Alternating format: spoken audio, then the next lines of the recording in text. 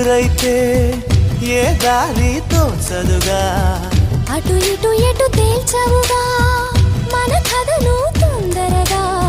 ప్రతి చోట నీ నవ్వే పిలుస్తోందిగా.